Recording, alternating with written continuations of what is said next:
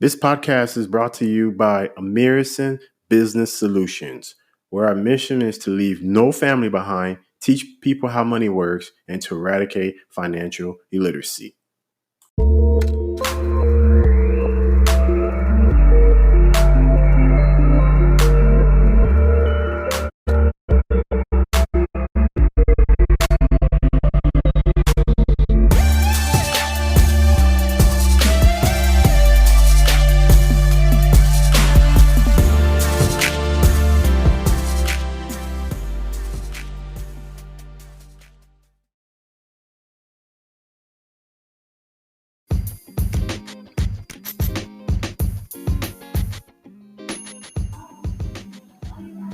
Okay, everyone, this is the Think Gen Wealth podcast with your host, Amir Estiron, and I'm here today with Dr. Cardin Chellan. Yes, that's right. All right, out of here in the Dallas-Fort Worth area.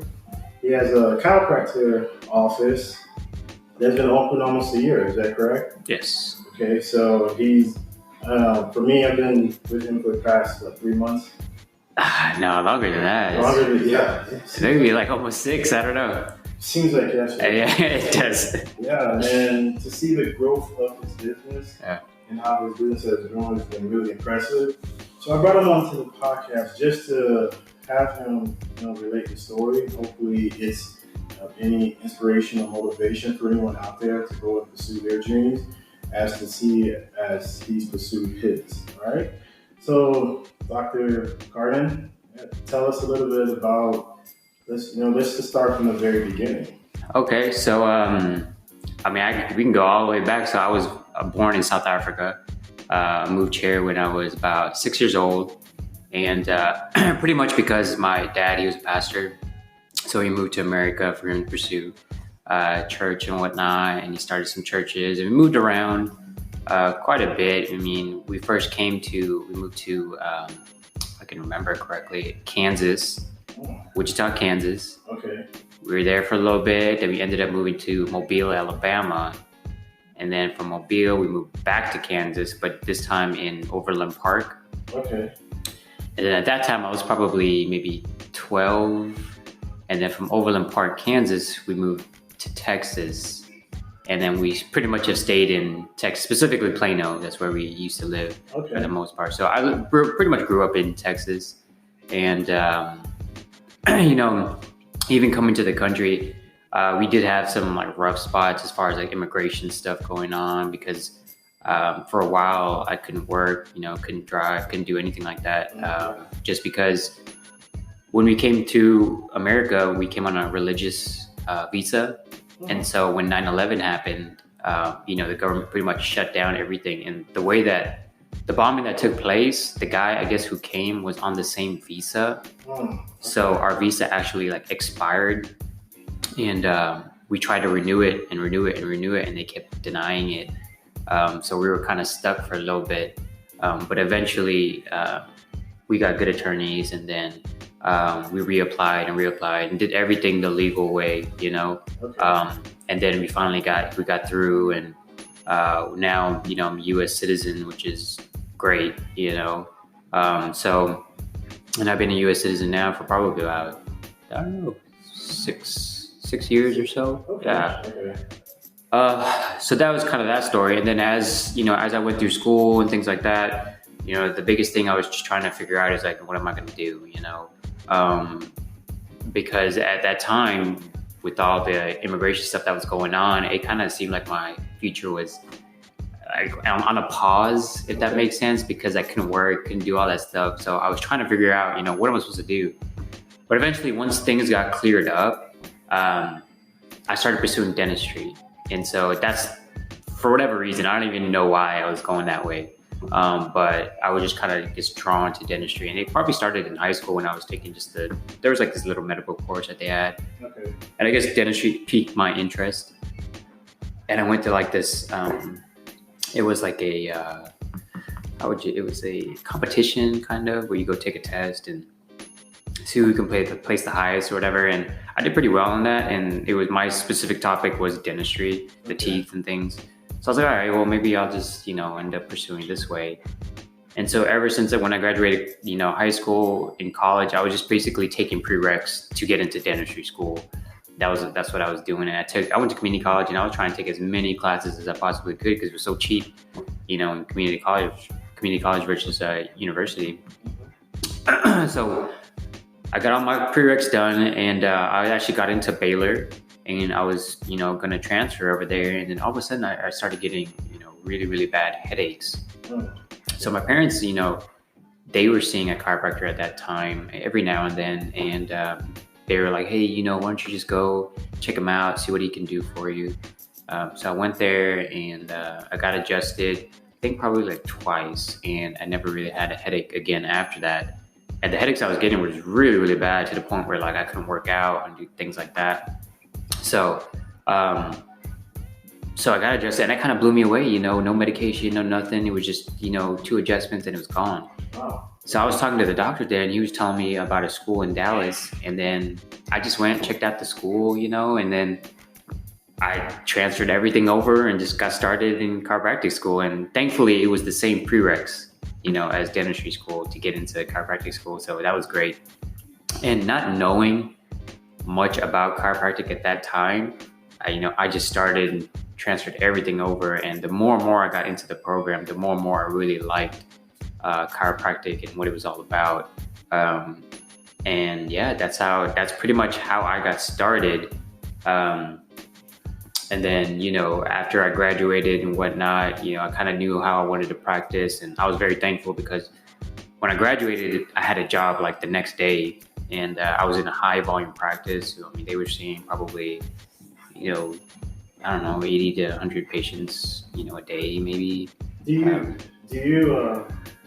you think, looking back at that, do you think you should have probably, did that help you going into a high volume chiropractor? Oh yeah, absolutely. Because, a lot of my colleagues didn't have the opportunity to work for such high volume practices. And so that's when, even though I was a chiropractor when I graduated, my skills were not like that great as far as adjustments, because with adjustments, it's a skill, it's an art, and it takes time to really, really get better at it. The more people you adjust, the better you get. And so when I was in that environment, that's how I really, really got good as far as adjusting, and then just seeing different types of cases, because in school you learn things that are just textbook, everything is, oh, this is what this looks like, this is what this looks like. I quickly learned in real life, it's not like that, it's completely different. You might have one thing from one textbook, one thing from another textbook, it's never just picture perfect.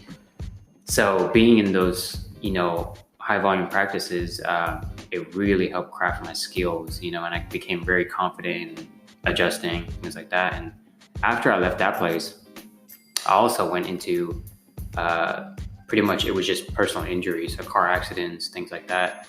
That was another high volume, but that was even more high volume than the one I was at before. And I wanted that experience because personal injury, it's kind of like a whole different ball game. There's certain things you can and can't do, and you gotta work with attorneys and whatnot. So I knew I needed that. If I was ever gonna start my practice, I needed that exposure. Okay. So I did that for a little bit, and then after that, I went to another practice who they saw pretty much everybody. They did personal injury, they did like families too, and originally my game plan was to open up my own practice after 2 years. Okay. That was the game plan, but once I hit that 2-year mark, I just did not feel confident at all. And so, what made you? Because if you're at two high volume practice, what still hindered you from really going forward? Starting your own? Yeah. I don't know, man. It was just, I just didn't feel confident. Like, I was really good at adjusting. I just didn't feel like I could own my own practice. Like, I felt like there was a lot of things I wasn't seeing in the background, as far as, because in these businesses that I worked at, I didn't get to see the background of it. I didn't get to see like the skeleton of it, if you will, like how things were running. It was just me there as a doctor, just practicing, just adjusting and whatnot, So I didn't get to see the behind picture, because in school they teach you very slim amount of business, and that's pretty much why most chiropractors fail, is because they don't have a good business model. They don't know what they're doing. Even though they might be great adjusters, you still got to know how to run a business, because you're a businessman first, I believe, and then chiropractor after that. So because if you don't know how to run your business, you're not going to survive, so the last place that I worked at before I opened up my practice, that's where I gained the most confidence. And the reason why is because I was a lot more in depth in that clinic. So when patients would come in, I would kind of walk them through the whole process, and we would do care plans and things like that. And I knew how to talk to them better. I knew how to get them to sign up for care, things like that. Because there is a little bit of sales to it, as far as chiropractic, because I have to kind of explain to you the value of it. Because chiropractic is not considered an emergency type care, if you know what I mean. You make a choice on whether you want to do it or not. So being in that environment for 2 years, that's when I really started to become confident in me, saying, man, I could do this now, And so it had been 4 years since I've been out of school. Okay. And then plus at the place that I was working at, I was working a lot. It was a lot because they were pretty high volume as well, and I was getting exhausted. And I always knew even when I was in school, I knew the game plan was to start my own practice. that was my goal. That's what I knew what I wanted to do. I just didn't know how to get there, Okay. So once I started to get to the point where I really started to realize, hey, I'm slowly getting ready, and getting better at this, more confident, whatever. I pretty much just applied for the loans that I needed, which was another, hurdle as well. And eventually got those, and then I just hit the ground running after that. What made you, going through all that, what made you, going through the hurdles, what kept you afloat? Man, just really, support, from my wife, and just I'm a very goal-oriented person. Okay. So when I have a goal, I'm very aggressive about it.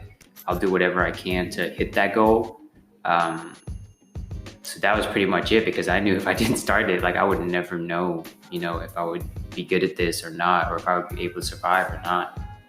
And, once I was able to once I hit those different hurdles, I knew it was, good. And even before I got the loan, I tried I think I tried a year before that. Okay. To try to do it, because I was ready by that time, and I couldn't even get the loan, to start my own business. Because the business loans that they wanted you to get, you had to have business credit, and I didn't have my business yet. So it's like a never ending cycle. And I had that, once I found out I couldn't get a business loan from that point, which is a year before I got my official loans. Okay. I saved up a bunch of money just working. I just saved. And because I was going to put down capital, or not capital, collateral. Okay. Collateral, yeah, to help get the loan, and I had a game plan ready. And I mean, it was a lot of different things I was doing just to prepare myself. I was even looking into management groups, because in chiropractic, just like usually with any doctor, from what I've talked to other doctors about, there are multiple management companies out there. That there's management companies for dentists and medical doctors and chiropractors. And I probably went through maybe 3 or 4 different management groups, just trying to figure out how to do this, because I know with the management groups, they want you to do specific things. They know how to get you started. They've done it before. Okay. But unfortunately, you got to pay the money, every month to do all that stuff. So you never had a mentor? Not really, man. So what happened was, with these different management groups, I went through, about 3 or 4. One of them, it was just the way they were set up is just only adjustments. As small as you can get it, the less overhead, the better. You could start up in a 400 square foot room, Okay. It was kind of like that, right? And I knew that wouldn't fit me because like I knew how I wanted my practice. I knew what therapies I wanted to do. I knew exactly how I wanted to treat people. So that business model didn't really work for me. And then I went to another business model, which was,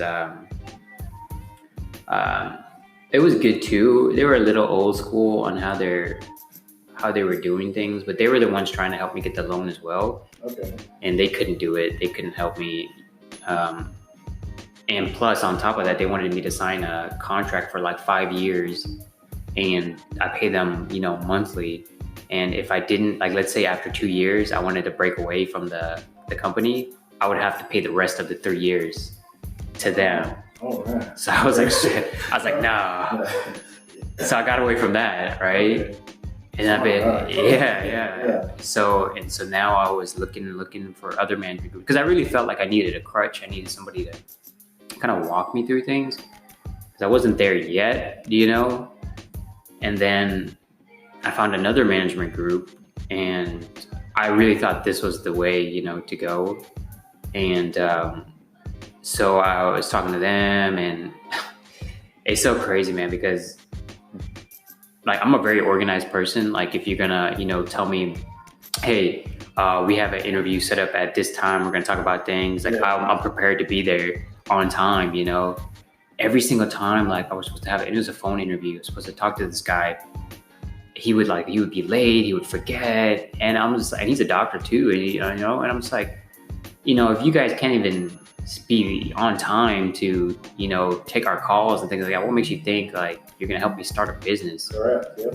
On top of that, they wanted me to move from where I was at to a different location where there wasn't many chiropractors. Still in Texas, okay. But like it was like 30 to 45 minutes away, and my whole mentality is, that's not necessary. Like I could literally open up. I always believe this, that you could open up anywhere next to a chiropractor if you wanted to, and there will still be enough patients, to go around, because there's a very little percentage of the population that are under chiropractic care, So I didn't believe that me moving to another city, moving my whole family to another city was going to make me successful. Like I just didn't think that, but that's what they wanted you to do, because they wanted you to go after like manufacturing jobs, like people who work in factories and things like that.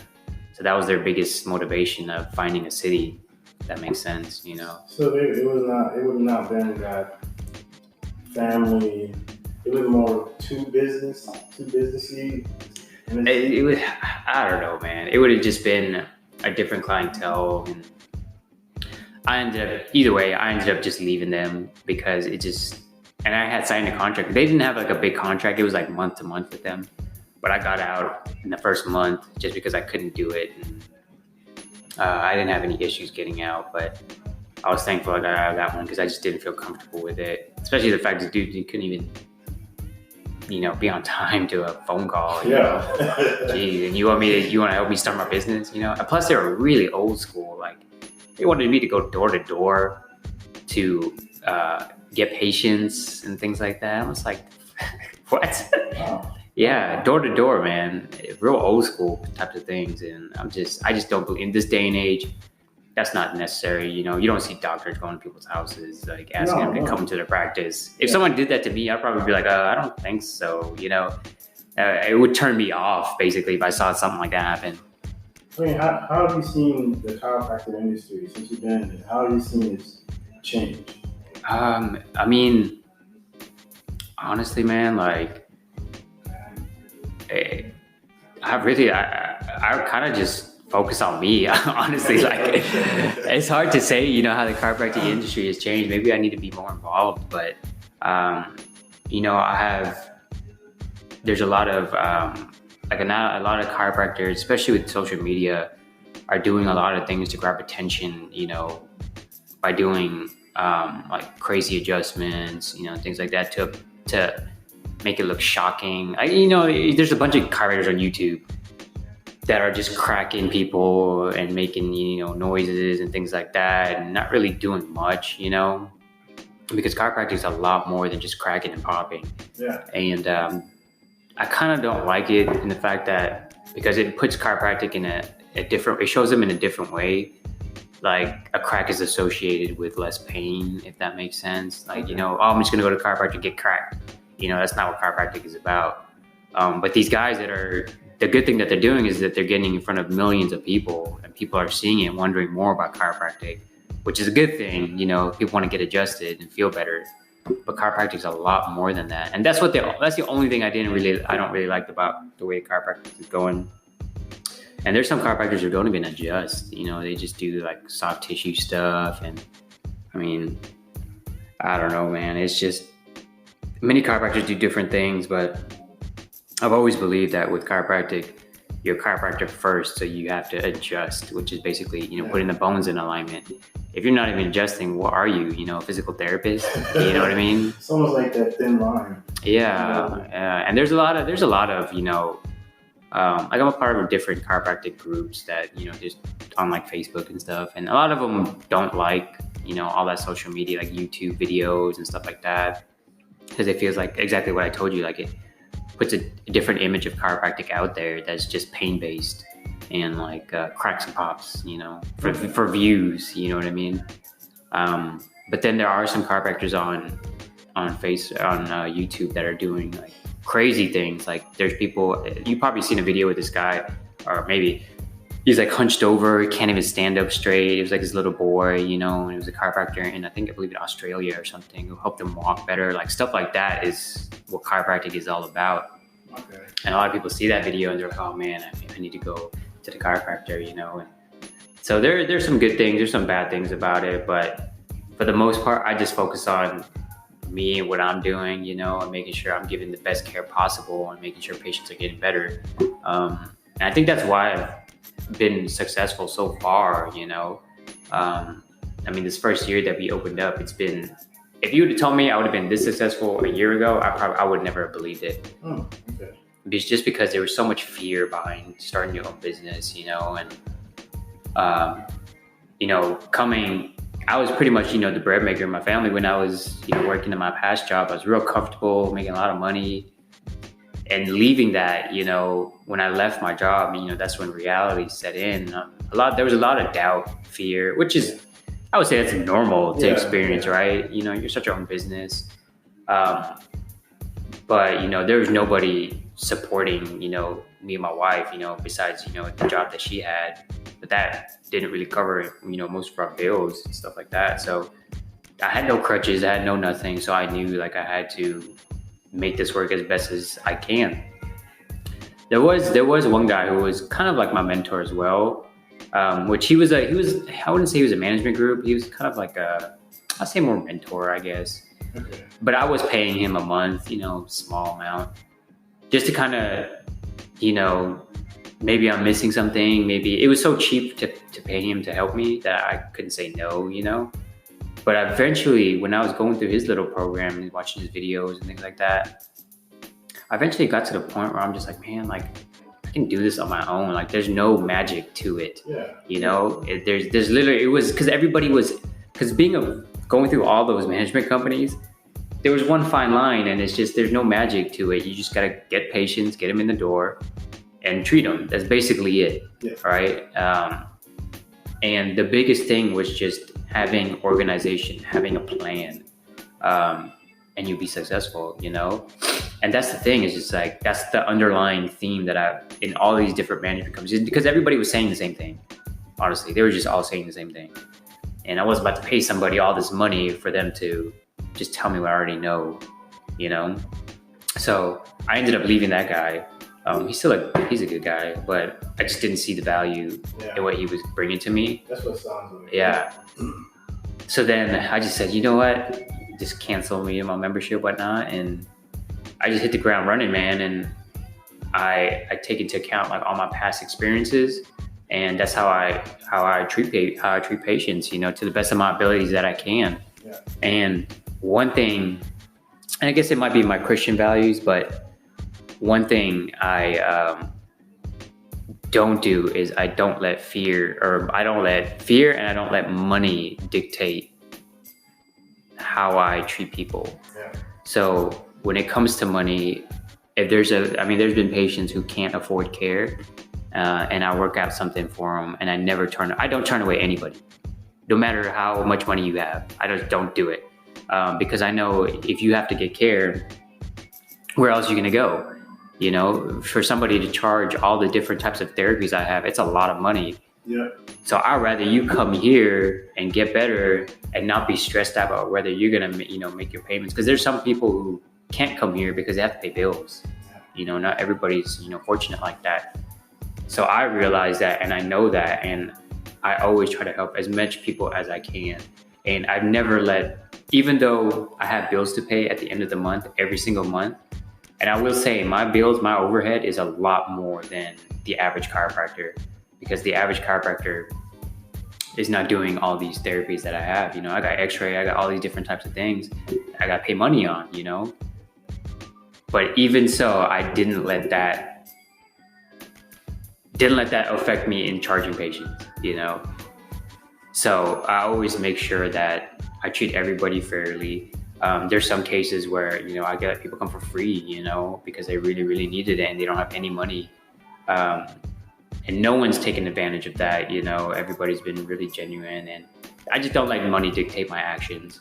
And I think that's what's allowed me to really kind of flourish and do good, is because I'm more focused on treating patients, making sure they're better, and not really worried about the money. I mean, I am worried about the money. Obviously, I'm not dumb. I got to meet the budget, right? Yeah. Right. But that's just a thought in my brain, it's not my number one priority, Yeah, and that's good you think like that, man. I can honestly say, even from when me and my wife started coming to you, and I was cautious about chiropractic. Yeah. You've been to, I've been to chiropractic before, and I wouldn't say it was the best experience. Sure. So just hearing you first sign up and the way you really took care of us, which is much appreciated. And it makes you think, okay, there's a lot of, there's probably a lot of bad ones out there. Yeah. When you find the good ones, it's actually really providing value. Because even we talk about this, and then someone comes and they need the adjustment, right? And then, you got bills to pay, but that's going to come back to you. Right. Eventually it'll come back to you. So it may not be that person, maybe someone else. Right. So it's always, let's go with that whole karma. Yeah. And that's the thing, man. There's good and bad in every profession, And so I just try to be one of the good ones, because I've had a lot of patients come to me and talk about the bad ones, And I'm just thankful that they came back, because there's some patients who go and have a really bad experience, and then don't want to ever go to a chiropractor again. I had one patient just the other day. She went to go see a chiropractor, and he took x-rays. She came back to go over the x-rays, and she told me she came in the room. He said, you need to get checked for rheumatoid arthritis and lupus, and then just walked out the room. That was it, and I was just like, what? It's not even good that he even said that in the first place, because he just, he had no blood test, no nothing. He was just saying stuff like that, and that's not good. You can't do that. So there's definitely good and bad, and that goes with any profession. So I just try to be one of the good ones. Oh, man. Well, I really, really appreciate your story today. Yeah, no problem. Thanks for sharing it. Thanks for learning some new stuff too. That's good. Yeah, you went from you wanted to be a dentist to chiropractor. Yeah. It's always like that. As you're a kid, let's say you go to college, it's always what you want to do is not what you end up doing. Exactly. So that's good. And then it talks about fear, but not letting fear dictate. Right. What happens to a lot of people. Right. And that's the biggest thing, man. It's I really, even 3-4 months into practice, I was still kind of, afraid and whatnot and scared, because, I had to meet bills and everything like that. But once and this is kind of a religious thing, but once I got to the point where, I was going to put God first in my life, no matter what. That fear thing kind of went away, because what I told myself was, after being 3 or 4 months into practice, in 3 or 4 months into practice, we were still doing, pretty well, honestly. there was no reason for me to be scared, but it's just a fear. It's like, I started all this, I'm scared to lose all this. Yeah. But I got to the point where I said, praying to God and whatnot. And I just said, regardless if this fails or if I do really, really well, at the end of the day, I know he's still going to protect us. He's still going to take care of us. Yeah. And as long as I just put him first. And so what that did for me is it took away me holding so tight onto the business, because it's like, oh, I'm holding this business so tight that I don't want it to go away ever, So it freed up my mind, it freed up, my heart and just everything around the business, so that I let God kind of dictate what happens in the future, Okay. And so that it gave me such a peace, and don't get me wrong, like there's still moments where I get a little, some fear might creep in and whatnot, but that's normal. You're human, but at the end of the day, I still know.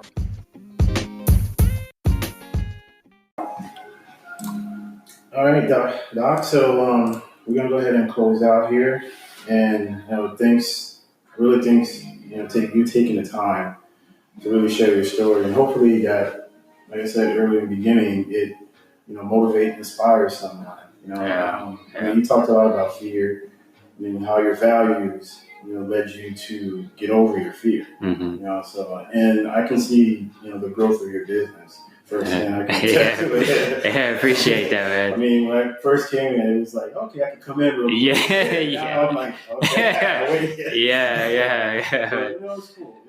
It's cool to see that. It's awesome. It's cool. Hopefully, that continues for you. Yeah. Wish you all the best. Real quick, so is there, is there any books or anything you recommend? Man, honestly, there was the only really book I read about business was, it was actually Donald Trump's book. I forgot what it was called. But I was just reading that for fun, But I really didn't read any books to kind of help me. But if I was to just give, anybody advice on, starting a business and being successful at it, I would say just have a plan and make sure that you just don't let fear cause you not to go for your dreams. That's the biggest thing I could say, because if you don't try it, if you don't go after what you want, you'll never know. And who cares if you fail? Who cares? There's lots of billionaires out there who have gone bankrupt multiple times. But it's just the point about not giving up and just making sure you have a good plan. Yeah. Okay. Yeah. Cool, buddy.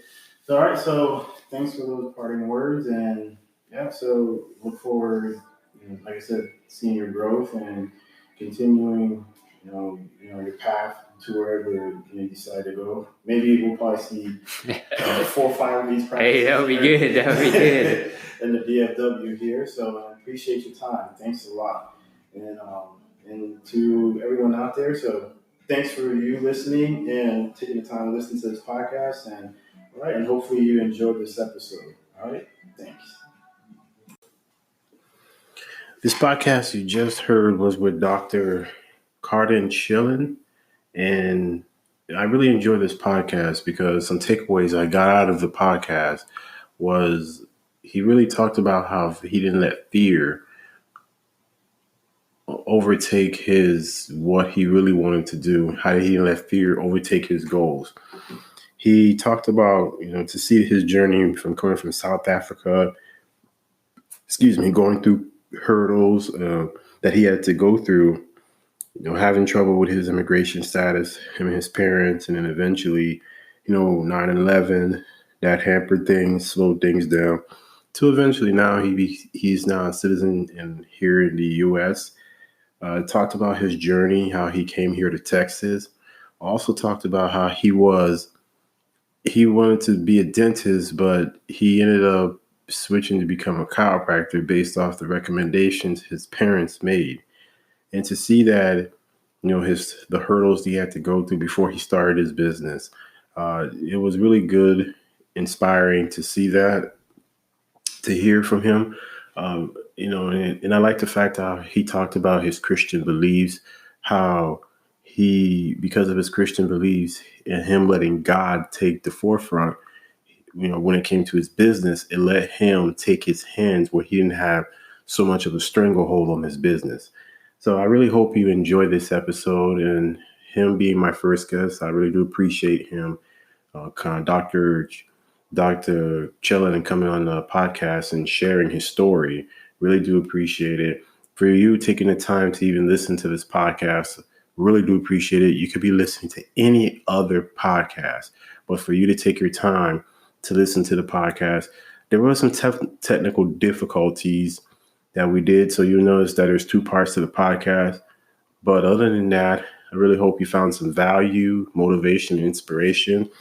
And I want to do these podcasts where I bring in people in small businesses. And by the way, the name of if you're in the Dallas-Fort Worth area and you're looking for a good chiropractor, check out check out Lifestyle Family Chiropractor. Lifestyle Family Chiropractor. Follow him on Instagram at Lifestyle Family Chiro. Once again, follow him on Instagram, Lifestyle Family Chiro.